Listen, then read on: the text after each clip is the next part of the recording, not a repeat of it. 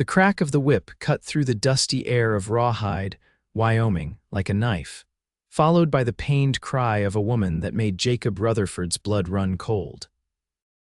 He reined in his horse at the edge of town, his hand instinctively moving to the six-shooter at his hip as he spotted the commotion in the town square. The year was 1878, and while the West was still wild, some things struck a man as plain wrong no matter where you found yourself. Hannah Mills huddled over her children protectively, her back stinging from the lash as she fought back tears. Her threadbare dress offered little protection against the whip wielded by the town marshal, a cruel man who took particular delight in enforcing the town's strict vagrancy laws. Her two young children, Emma, aged 7, and Thomas, just 5, clung to her skirts, terrified and confused.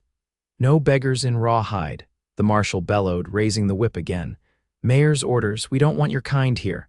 Hannah had never imagined her life would come to this.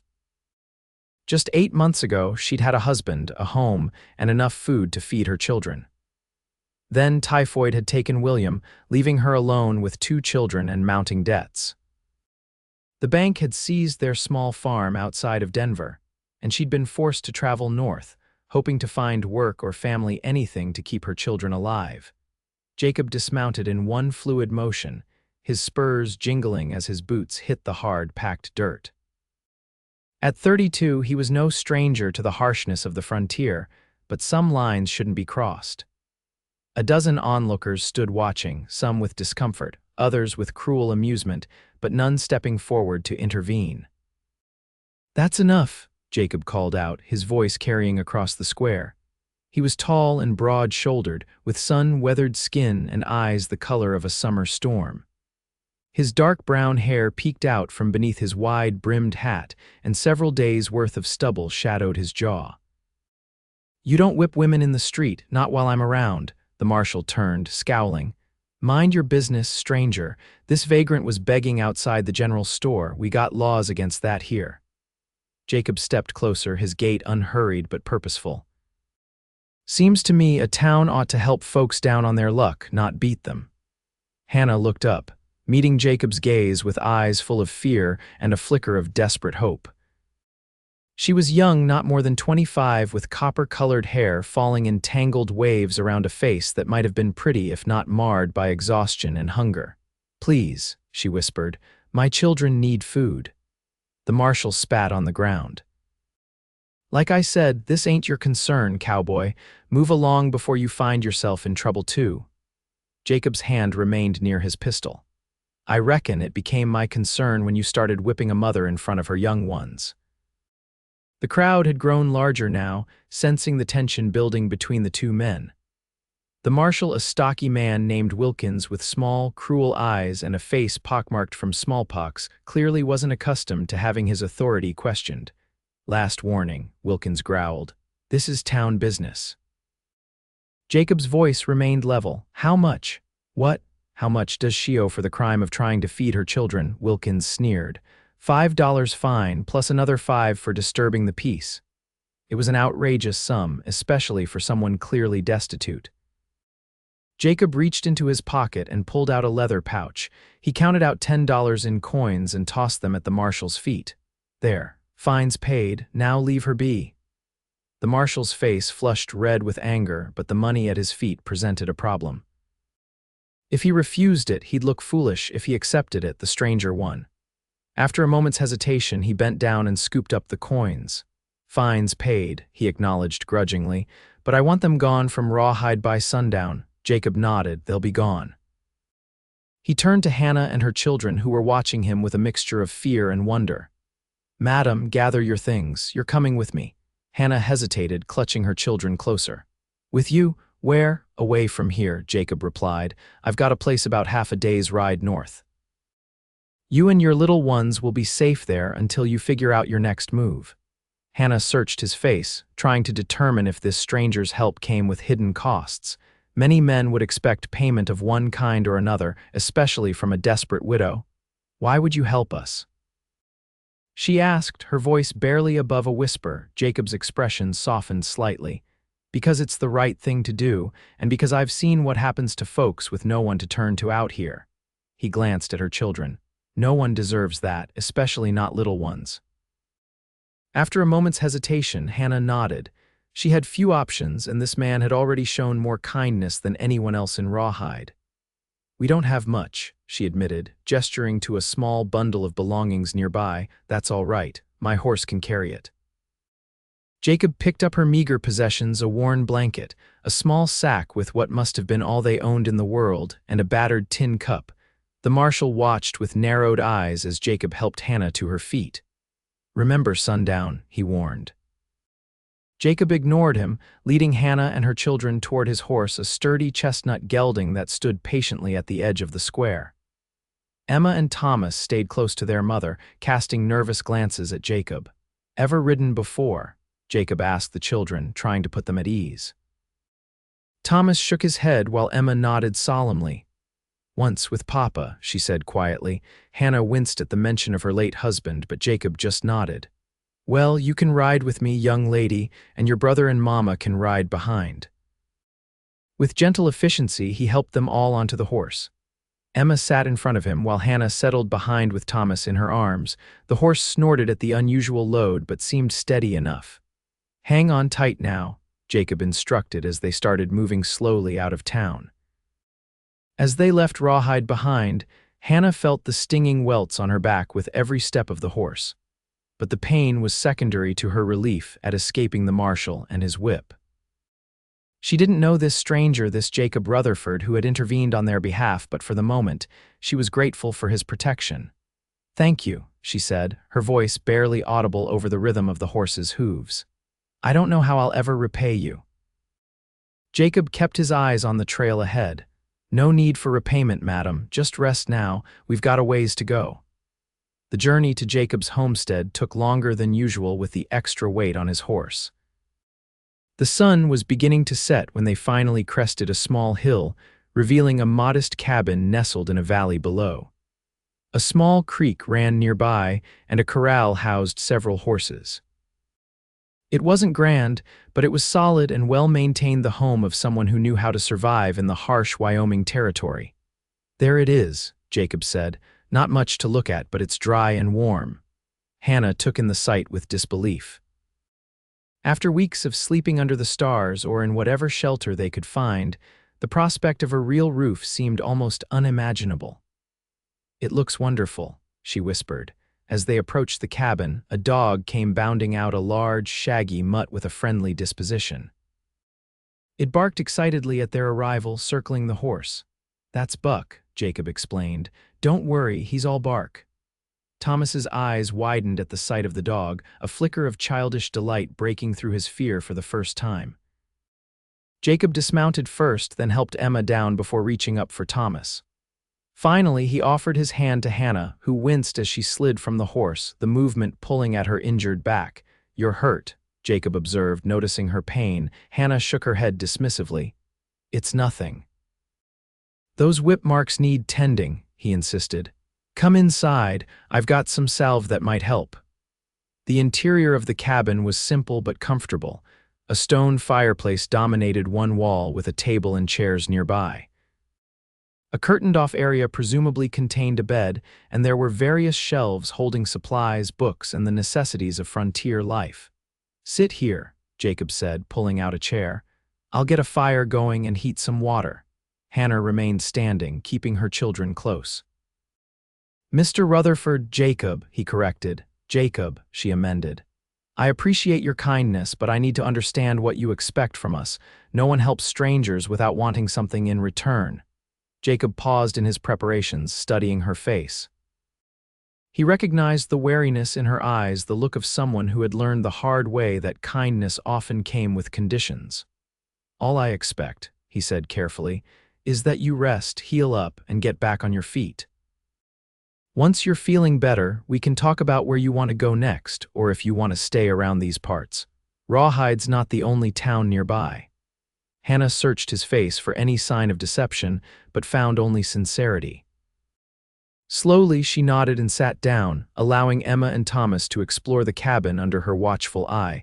As Jacob built a fire and heated water, Hannah finally introduced herself properly.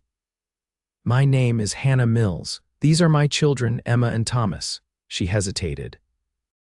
My husband William passed away 8 months ago, typhoid. Jacob nodded solemnly. I'm sorry for your loss, Mrs. Mills.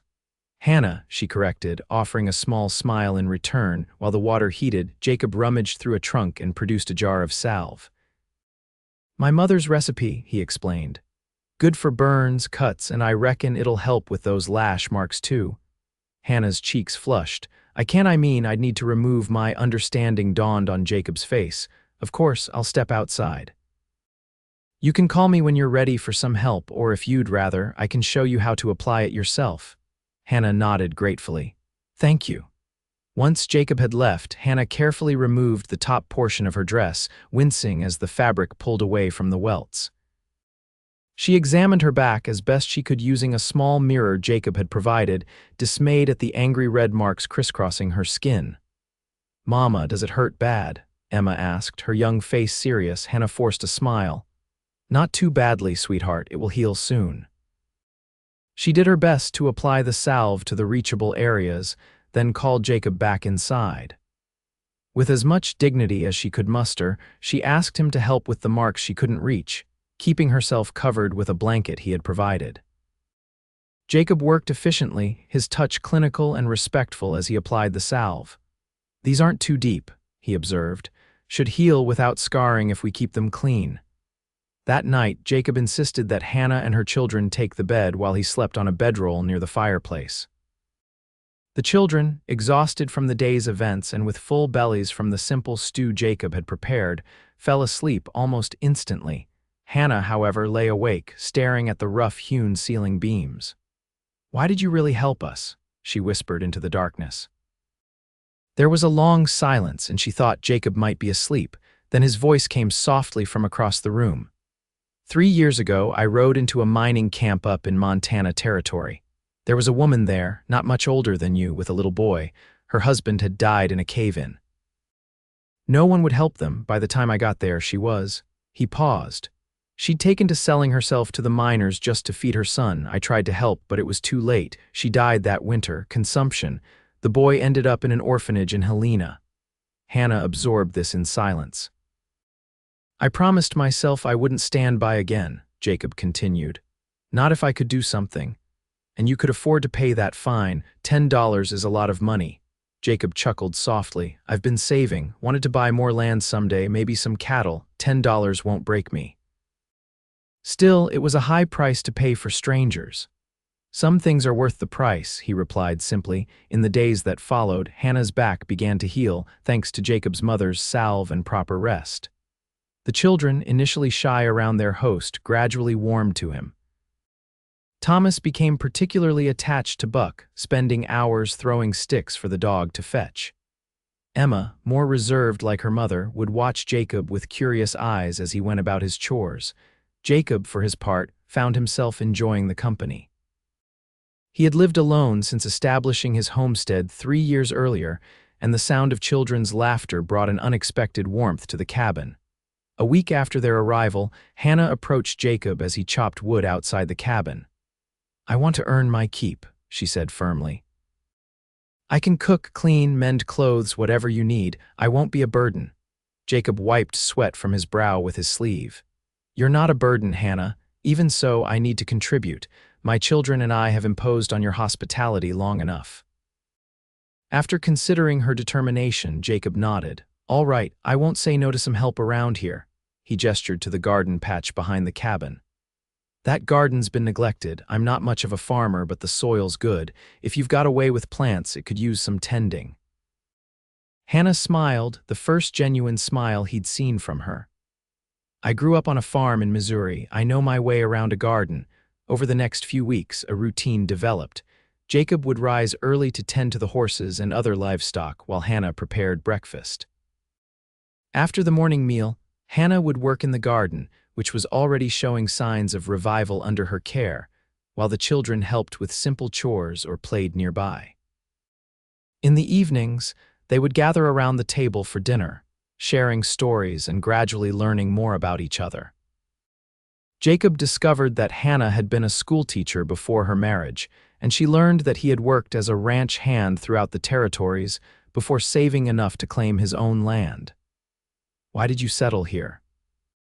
Hannah asked one evening as they sat on the porch, watching the sunset while the children played with Buck in the yard. Jacob leaned back in his chair. "The valley reminded me of a place my father once took me fishing when I was a boy, and it had water, good grazing land. Seemed as good a place as any to put down roots."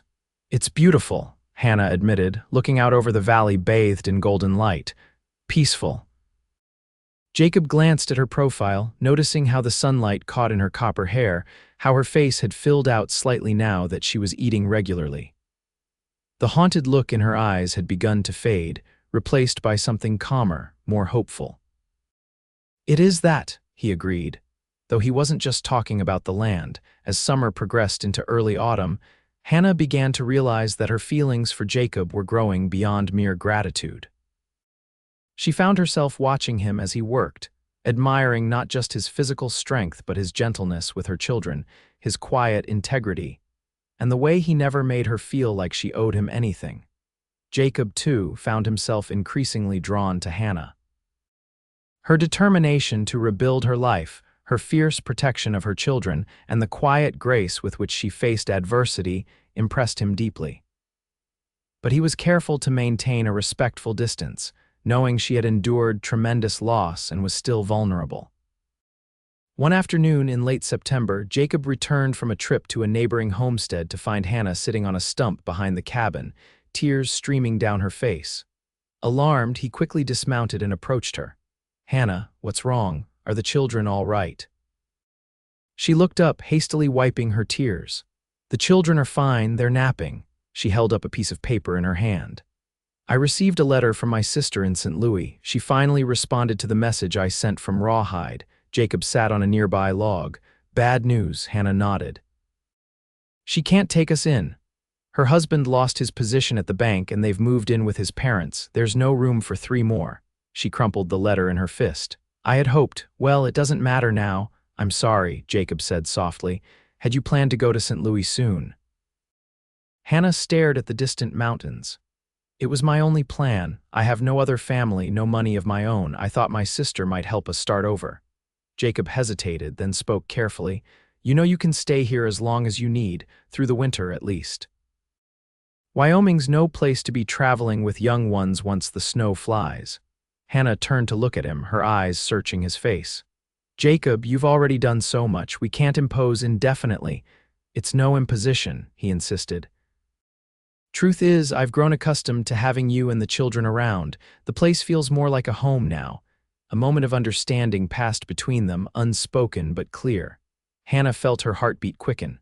"What happens when winter ends?" she asked, her voice barely above a whisper. Jacob moved to sit beside her on the stump, close but not touching. "That depends on what you want, Hannah. If you want to move on come spring, I'll help you get wherever you're going. If you want to stay in these parts, I can help you find a place of your own." He paused, gathering his courage. "Or you could stay here, with me, not as a guest or a hired hand, but as—" He trailed off, uncertain how to express what he was offering without seeming presumptuous. Hannah's eyes widened. "Are you suggesting—" "I'm suggesting that I care for you, Hannah, and for Emma and Thomas. More than I expected to, more than might be wise, given how short a time we've known each other." Jacob ran a hand through his hair, frustrated with his inability to express himself eloquently. "I'm not asking for anything you're not ready to give. I just want you to know that there's a place for you here if you want it." Hannah was silent for a long moment, processing his words. "The children need stability," she said finally. "They need a home, a place to put down roots." "I can offer that," Jacob replied, "and I need—" Hannah hesitated. "I need to know that this isn't just charity or pity." Jacob gently took her hand in his. "Hannah Mills, what I feel for you is neither charity nor pity. It's respect and admiration, and yes, something deeper that I believe could grow into love given time." Hannah looked down at their joined hands, then back up at his face. Slowly, deliberately, she leaned forward and placed a gentle kiss on his lips. It was brief, almost chaste, but it conveyed her answer more clearly than words could have. When she pulled back, Jacob was smiling. "I'll take that as a maybe," he said, the corners of his eyes crinkling. Hannah laughed softly. "A yes, Jacob, but we should take things slowly, for the children's sake." "Agreed," he nodded. "We have time." That evening, Jacob brought out a fiddle Hannah hadn't known he possessed. As the children watched in delight, he played a lively tune that had Emma clapping her hands and Thomas attempting to dance. Hannah found herself laughing more freely than she had in months, the weight of uncertainty momentarily lifted from her shoulders. Later, after the children had been tucked into bed, Hannah and Jacob sat by the fire, their shoulders touching as they talked softly about the future. "The cabin will need expanding," Jacob mused. "Another room for the children at least," Hannah nodded. "And the garden should be twice as large next spring if we're to grow enough for winter preserves." "We could get a milk cow," Jacob suggested, "fresh milk for the children, and perhaps a few chickens for eggs." They continued planning, their voices intertwining as they envisioned the life they might build together. It was tentative, this fragile new beginning, but it felt right to both of them. The weeks passed, and autumn painted the valley in hues of gold and crimson. Jacob began construction on an addition to the cabin, while Hannah preserved the garden's bounty for the coming winter.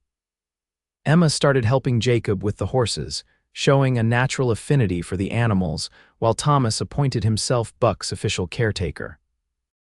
Their first snow came in early November, transforming the valley into a pristine white landscape. The children, who had rarely seen snow in Denver's milder climate, were ecstatic, spending hours building snow forts and having snowball fights under Hannah's watchful eye. On a particularly cold evening, with wind howling outside the snug cabin, Jacob finished reading a story to the children and tucked them into their beds in the newly completed addition. When he returned to the main room, he found Hannah standing by the window, gazing out at the moonlit snow. "Penny for your thoughts," he said, coming to stand beside her. Hannah smiled. "I was thinking about that day in Rawhide, how close we came to a very different fate." Jacob nodded solemnly. "Providence has strange ways sometimes, indeed." Hannah turned to face him. "Jacob, there's something I've been meaning to tell you." His heart skipped a beat at her serious tone. "What is it? When William died, I thought I'd never feel happiness again. I was so focused on survival, on keeping the children alive, that I couldn't imagine ever having room in my heart for anything else." She reached up to touch his face gently. "But these past months with you have shown me that the heart can heal and grow, and I find that mine has grown to love you." Jacob's eyes softened, and he covered her hand with his own. "And I love you, Hannah. You and the children have become my family in a way I never thought I'd have." He hesitated, then reached into his pocket and pulled out a simple gold band. "I rode to the trading post at Fort Laramie last week. I wanted to do this properly." Hannah's breath caught as Jacob dropped to one knee. "Hannah Mills, would you do me the honor of becoming my wife, of making this house a true home with me? I promise to care for you and your children for all my days, to protect and provide for you, and to love you with everything I am." Tears welled in Hannah's eyes, but they were tears of joy rather than sorrow. "Yes, Jacob, yes, I will marry you." Jacob slipped the ring onto her finger, then stood and pulled her into an embrace. Their kiss was deeper this time, filled with promise and the certainty of shared tomorrows. The marriage took place 2 weeks later, performed by a traveling preacher who stopped at their homestead on his circuit. It was a simple ceremony, with only the children and a few neighboring homesteaders as witnesses, but it was filled with genuine joy. That night, after the guests had departed and the children were asleep, Hannah and Jacob stood on the porch of their cabin, looking up at the star-filled sky. "Mrs. Rutherford," Jacob said, testing the name on his tongue. Hannah smiled, leaning against his shoulder. "It has a nice ring to it, indeed it does." He wrapped an arm around her waist. "Are you happy, Hannah?" She looked up at him, her eyes reflecting the starlight. "Happier than I ever thought possible again." As winter deepened, the Rutherford family settled into their life together. There were challenges, of course, harsh weather, occasional shortages, the everyday difficulties of frontier life, but they faced them together, their bond strengthening with each obstacle overcome. By spring, Hannah knew she was carrying Jacob's child. When she told him, his face lit up with such joy that it brought tears to her eyes. Emma and Thomas were equally excited at the prospect of a new sibling, already arguing good-naturedly about whether it would be a brother or sister. The baby, a boy they named William Jacob Rutherford, was born on a crisp autumn day, exactly 1 year after Hannah had accepted Jacob's proposal. He had his father's storm-gray eyes and his mother's copper hair, and from his first cry, he was adored by his entire family. On the baby's christening day, as friends and neighbors gathered to celebrate, Marshal Wilkins from Rawhide unexpectedly appeared at the homestead. Hannah tensed at the sight of him, instinctively moving closer to Jacob, who had William in his arms. "Rutherford," the marshal acknowledged stiffly, hat in hand. "Mrs. Rutherford." Jacob nodded cautiously. "Marshal, what brings you out this way?" Wilkins shifted uncomfortably. "Heard about your new arrival, came to offer congratulations." Hannah and Jacob exchanged surprised glances. And the marshal continued, "to offer an apology." He looked directly at Hannah. "What happened in Rawhide last year, it wasn't right. I was enforcing the law, but I was too harsh. Been thinking about it since, and well..." He trailed off, unused to admitting wrongdoing. After a moment of stunned silence, Hannah stepped forward. "Thank you, Marshal. That means a great deal." Wilkins nodded, clearly relieved. "The new mayor's changed those vagrancy laws. Town's different now. If you folks ever want to visit, you'd be welcome." Jacob extended his free hand. "Appreciate that, Marshal. Would you like to stay for the celebration?" To everyone's surprise, Wilkins accepted, and by the end of the day, he was bouncing young Thomas on his knee and sharing stories with the other guests. As twilight fell and their visitors began to depart, Hannah found Jacob standing by the corral, watching their horses graze in the pasture. "A penny for your thoughts," she said, echoing his words from months before. Jacob smiled, pulling her close. "I was thinking about prices." "Prices?" "Yes. What things cost us and what they're worth." He looked toward the cabin, where Emma was holding baby William while Thomas petted Buck at her feet. "That day in Rawhide, I paid $10 to stop a whipping. Best money I ever spent." Hannah leaned her head against his chest, listening to the steady beat of his heart. "And what did it cost you in the end?" Jacob chuckled softly. "Everything, my bachelor ways, my quiet cabin, my solitary life." He kissed the top of her head. "And in return, I got everything that matters. A family, love, a home filled with laughter." Hannah looked up at him, her eyes full of the same love she'd first confessed on a snowy night nearly a year ago. Was it worth the price? Jacob's answer was a kiss that spoke of promises kept and a future built on the foundation of a chance encounter in a dusty Wyoming town. "Every penny," he whispered against her lips. "Every single penny." As the stars began to appear in the darkening sky, the Rutherford family gathered in their home, safe and together, proof that even in the harsh realities of the frontier, love could flourish, second chances could be found, and a single act of courage could change the course of many lives. And in the years that followed, as their family grew and their homestead prospered, Hannah and Jacob would often remember that day in Rawhide not with bitterness, but with gratitude for the unlikely beginning of their shared journey. For sometimes, the darkest moments can lead to the brightest futures, and the steepest prices yield the most precious rewards.